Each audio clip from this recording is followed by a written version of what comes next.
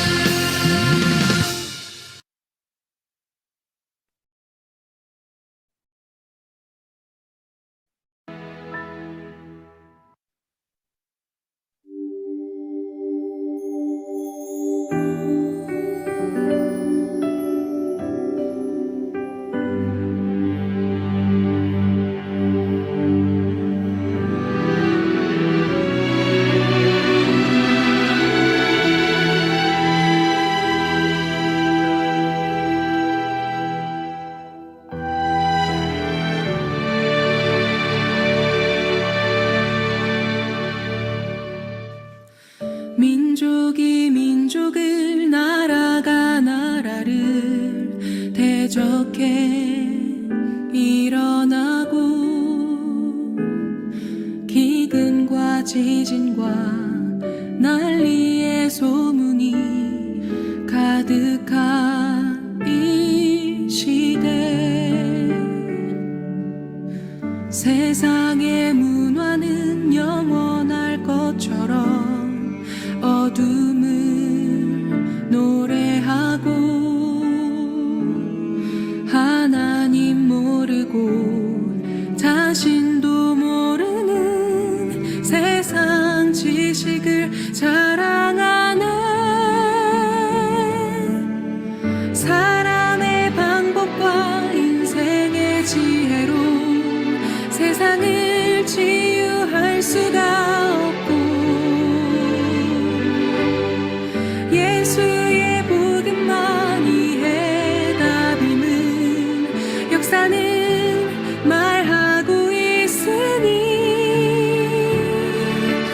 이 천국 복음이 모든 민족에게 땅끝까지 증거되리니 그제야 끝이 오리라. 이 천국 복음이 모든 민족에게 땅끝까지 증거되리니 그제야 끝이 오리라.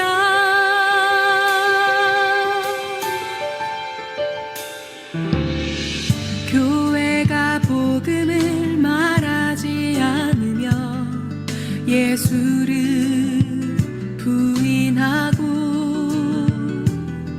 모든 민족이 우릴 미워하고 복음을 막지만, 미련한 복음을 생명처럼 붙잡은 우리는 미련한 자, 미련한 전도로 세상을 살리는 우린 미련한 전도자라.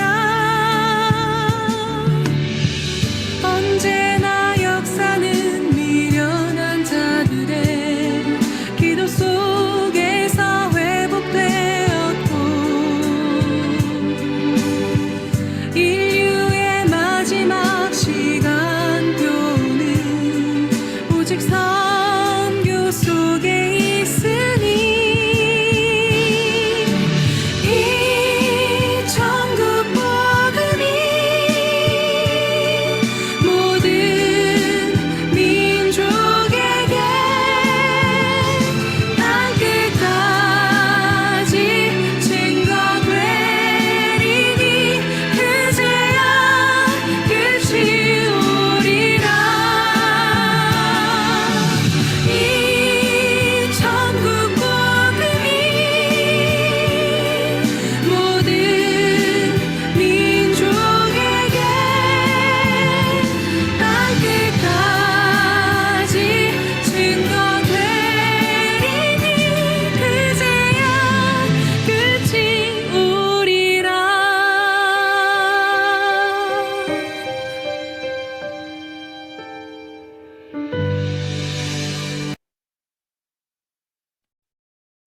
네, 우리를 대표해서 우상혁 집사님이 기도하실게요. 이 시간 태영아 예배를 하나님께 드릴 수 있는 것 감사합니다. 지난 한 주간도 창조와 섭리의 말씀으로 우리의 삶을 인도해 주시니 감사합니다. 인생에 끝없이 많은 문제가 오고 또 문제를 통해 나의 한계를 알고 오직 하나님만 바라보는 계기가 되기를 원합니다. 하나님이 우리와 늘 함께 하시는 참된 복을 누리게 해주세요. 현장에서 세상에서 그리스도 예수의 증거가 진 증인으로 서기를 원합니다. 우리 모두에게 성령의 충만함을 허락하시고 우리 후대들을 말씀 속에서 키워서 이 세상을 살리게 해주세요. 이 시간 말씀 전하시는 사모님께 오력의 충만함을 주세요. 말씀 준비를 통해 또 복음 안에서 나를 세우는 시간이 되도록 해주세요. 우리의 주인 되신 예수 그리스도 이름으로 기도합니다. 아멘. 우리 사도행전 13장 48절 말씀 한 절 같이 볼게요.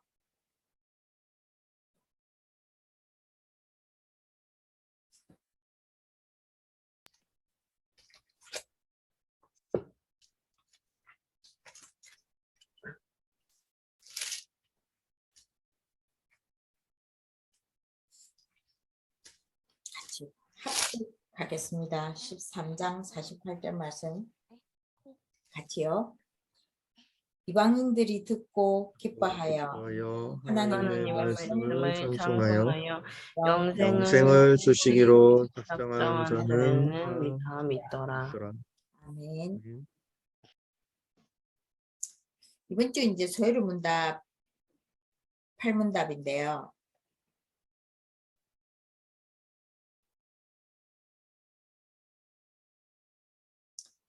삼위 하나님이 성부 하나님, 성자 예수님, 성령 하나님이 이제 이 땅을 구원하기 위한 그 모든 것을 계획하고 진행하는 것에 있어서 작정, 예정, 섭리라는 단어를 쓴단 말이에요.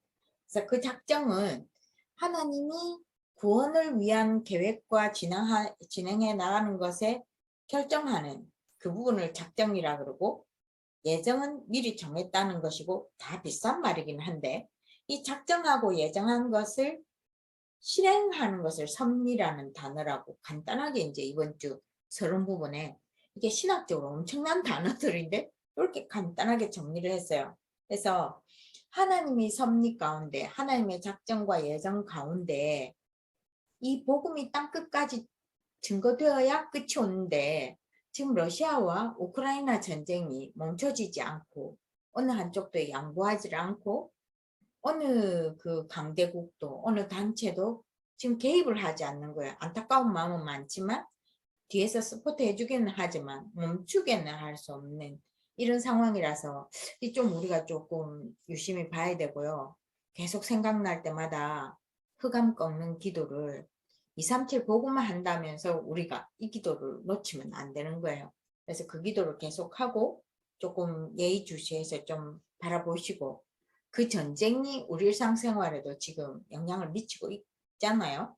그래서 같이 기도하셔서 이게 또 어떤 바람으로 불어갈지, 어떻게 하나님이 작업을 하실지 모르겠지만 하여튼 그 부분을 놓고 같이 기도하시고, 어쨌든 말세 때 일어나는 증상들 가운데 하나입니다. 그죠?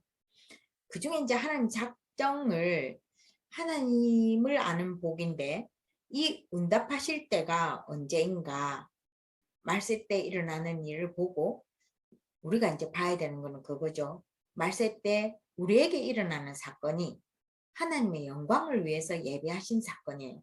사건 자체를 보면 굉장히 힘들고, 사건 자체를 보면 내가 감당할 수 있나? 사건 자체를 보면 우리에게는 왜 끝이 없을까? 이 생각을 하는데, 이 사건 속에 하나님 축복이 숨어 있기 때문에 하나님의 영광을 위한 예비하심이 우리에게 일어나는 사건들이에요. 작게 크게 소소하게 뭐 어떤 거. 그래서 항상 이번 주 중에 일어나는 어떤 일들이 있으면 강단으로 돌아가시면 돼요. 2부 강단에서 말씀을 적용하고 2부 강단에서 우리가 기도 제목 붙잡고, 이게 이제 우리가 체질이 되어져야 되는 것이거든요.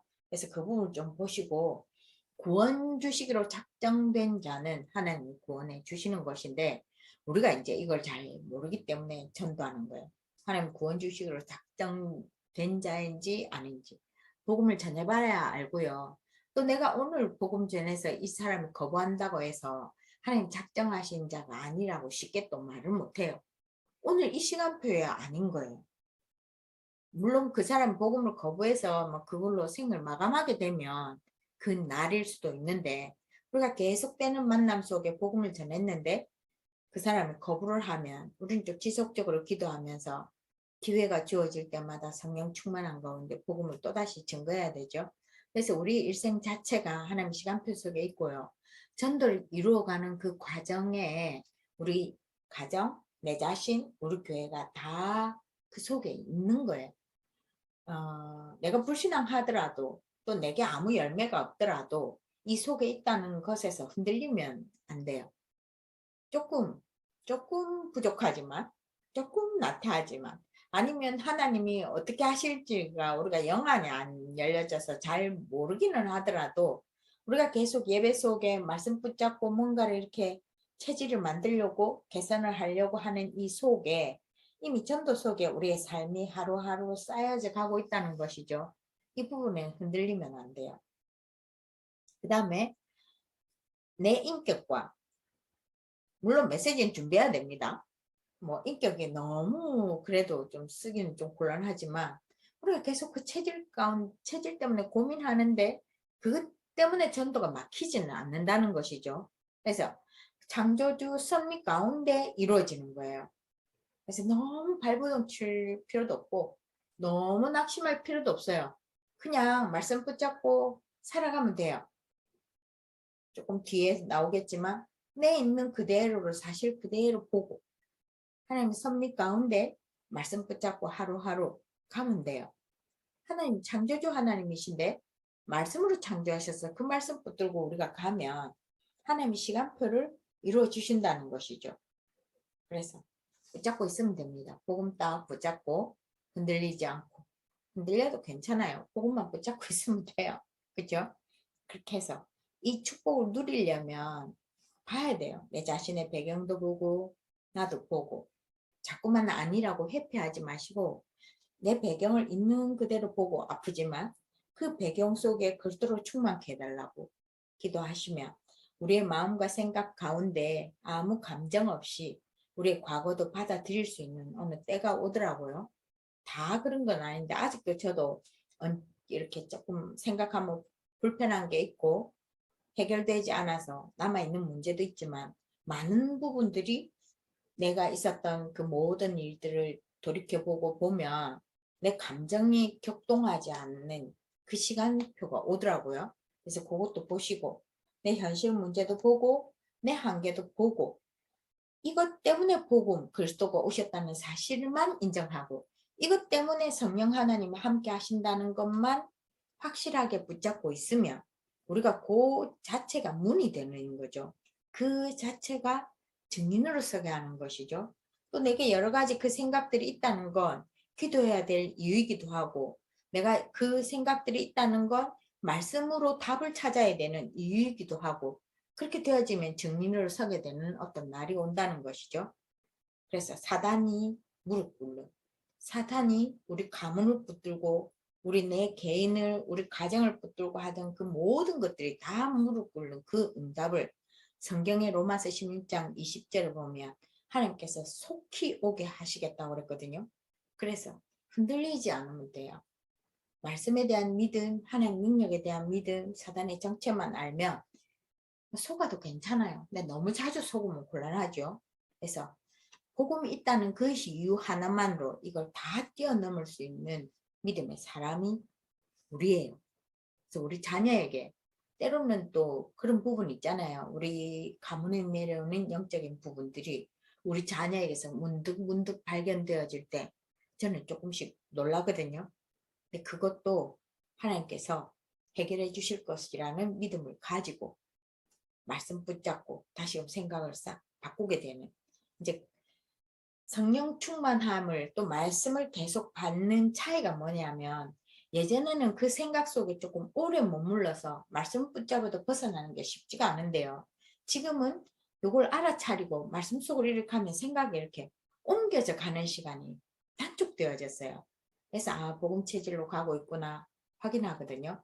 그래서 제대로 보고 우리 자녀들도 보고 사실대로 인정하고 거기에 그리스도 충만, 아주 단순하게 그냥 그리스도 충만, 하나님 나라에 임해서 그 다음에 사단 꺾는 기도, 그렇게 하다 보면 우리 체질로 복음 체질이 하나님의 시간표를 따라 237 복음화를 이루어 가시겠죠. 우리 창원 지역의 특성상 우리가 받은 메시지는 관계 중심의 전도인데 창원은 관계 중심이 어려워요. 그 마음문을 잘 열지도 않고 이익 집단들이 모여져 있는데 지금 경제적인 게 별로 이렇게 편하지 않은 그런 시기를 맞고 있단 말이에요. 이 장원이. 그러다 보니까 조금 우리가 같이 고민해야 될 부분이 어떻게 하면 사이버 공간에서 복음을 전할 수 있는 정인으로 세워지는 우리의 안전을 지키면서요. 할 수 있는 그 방법들을 우리가 찾아갔으면 좋겠는데 저는 지금 뭔가가 있을 것 같은데 뭔지를 몰라서 조금 젊은 층의 도움을 받았으면 좋겠어요. 그래서 어떻게든 복음이 증거되어지면 그 속에서 전도가 이루어지는 그 시간 어떤 전도의 도구가 있을 것 같아요. 그렇게 하다가 보면 만나기도 해야죠. 안 만날 수는 없거든요. 근데 조금 널리 복음 증거하는 방법이 이제는 좀 집으로 방문하는 것도 어렵고 뭔가를 집회를 한다는 것도 쉽지가 않고 그러면 사이버 공간에서 뭔가를 할 수 있어야 되는데 그게 지금 뭔지 유튜브 채널은 좀 아닌 것 같고요. 이제 조금 찾아봐야 될 것 같아요. 새생명 새생활의 15가 마음 치유를 이현정 집사님이 해주실게요. 네, 15가 마음 치유이고요. 마태복음 11장에서 이제 28절, 30절에서는 수고하고 무거운 짐진 자들아 다 내게로 와라. 내가 너희를 쉬게 하니라. 나는 마음이 온유하고 겸손하니 나의 명예를 메고 내게 배우라. 그리하면 너의 마음이 쉼이 얻으리니 이는 내 멍에는 쉽고 내 짐은 가벼움이라 하시니라 했는데 오늘 마음 치유가 2부 강단 메시지와 연결이 되는 부분이 있는데요. 나의 한계와 나의 현실 문제를 인정하고 그것을 이제 증인 증거가 되어서 하나님과 함께 하심을 하라고 하신 것처럼 여기서도 마음 치유에서는 우리가 마음속에 가지고 있는 상처나 그리고 가정 배경, 그리고 실패한 경험, 자라난 환경, 또 뭐 특별히 이것에 대해서 실패한 경험이 있거나 또 배움에 대한 실패 이런 것들이 전부 다 마음의 짐이 되고 이게 내 안에 치유되지 않으면 계속적으로 반복되는 것을 볼 수 있습니다. 이게 이제 영적 문제랑도 연결이 되는데 아까 전에 사모님께서 말씀하신 것처럼 우리가 이 마음이 치유되지 않는 것들이 또 자녀에게 대물림이 될 수 있기 때문에 이 마음 치유가 중요하다고 볼 수 있습니다. 그래서 2번 말고 3번으로 가셔서 이걸 깨닫지 못하면 사단 활동의 통로가 된다고 합니다.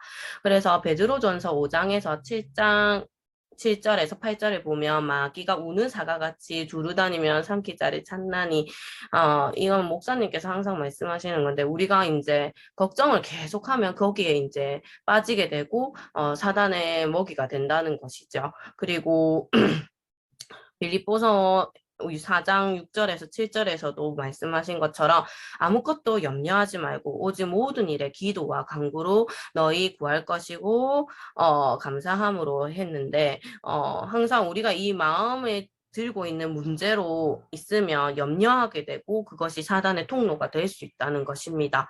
그래서 예배소서는 에서도 염려하지 말라고 하셨고 4장 4번의 고린도 후서도 예수님께서 우리가 우리의 죄를 사하여 주셔서 그 죄를 깨닫지 못하는데 우리는 사단의 종이 된다는 것을 말씀하시고 계십니다. 그리고 데살로니가 후서에서도 예수님께서 우리를 구원하시는 것을 말씀하시고 계시는데 우리는 이것을 깨닫지 못하면 마귀의 자녀가 된다는 뜻입니다. 그래서 이것을 이제 마음 치유를 다시 이용하면 이번에 큰 문이 된다는 것입니다. 우리가 이제 가정에 문제가 있으면 그 문제를 하나님의 말씀으로 응답을 받고 그렇게 된다면 가정이 어려운 학생들이나 어려운 이제 다른 사람들에게 전도해 할 수 있는 길이 된다는 것이죠. 그래서 이 상처를 새로운 문으로 생각해야 한다는 뜻이고요.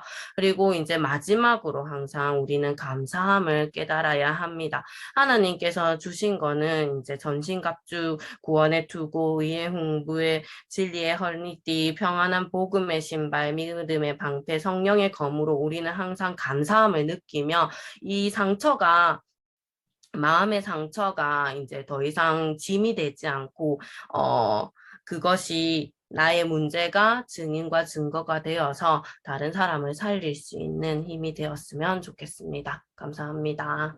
네, 수고하셨습니다.